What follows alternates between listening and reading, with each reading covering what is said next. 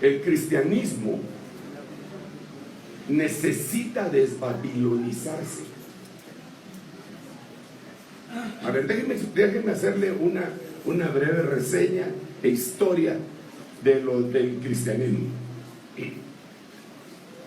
La iglesia del Señor Jesucristo fue fundada aproximadamente en el año 33 después de Cristo. Ahí empezó la iglesia cristiana, con la muerte y resurrección del Señor Jesucristo en la cruz del Calvario y con el bautismo con el Espíritu Santo, Hechos capítulo 2. Ahí empezó todo.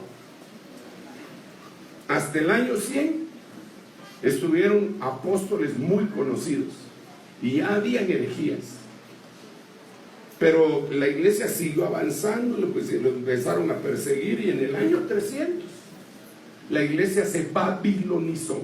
Constantino, que era hijo de la emperatriz Helena, ella supuestamente era muy cristiana, pero no tenía nadie que le enseñara.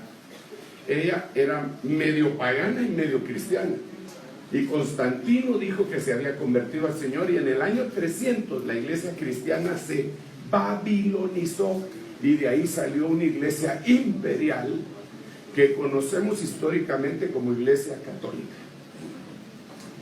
En el año 380 se compiló todo el Nuevo Testamento.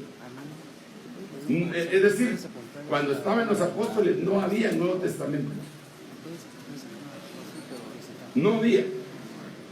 El libro de los Hechos es el relato que se escribió después por eso se llama los Hechos de los Apóstoles. Primera de Corintios, primera de Timoteo, segunda de Timoteo se escribió en el año 66 después de Cristo, pero no lo compilaron hasta el año 300 y pico. La iglesia imperial, para no decir nombres porque creo que puede ser ofensivo para algunos, prohibió la lectura de la Biblia, y por 1500 años, hasta 1517, la iglesia cristiana se babilonizó y se metió en guerras, hacían cruzadas, hacían un montón de cosas que no eran convenientes. Y entonces vino el movimiento de la Reforma y surgió la iglesia llamada protestante, reformada. Entonces, ¿qué fue lo que la iglesia protestante reformada hizo? Pues recuperó la salvación por la fe, pero siguió con todas las costumbres babilónicas, todas. Incluso la iglesia luterana siguió bautizando por aspersión, y entonces surgió una nueva iglesia que se llamaba anabaptista, que ellos decían que había que bautizar por inmersión, y después los católicos persiguieron a los luteranos persiguieron a los anabaptistas, porque los anabaptistas decían que había que sumergir para bautizar.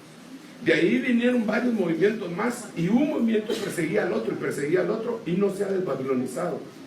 En 1909 hubo bautismo con el Espíritu Santo en Azusa, California, y empezó el movimiento de pentecostales, que le llaman, y todas las demás denominaciones empezaron a perseguir a la iglesia pentecostal, a los que hablábamos en lenguas.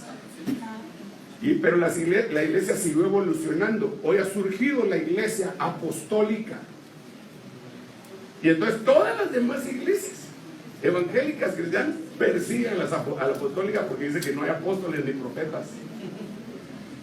Pero el tiempo es final.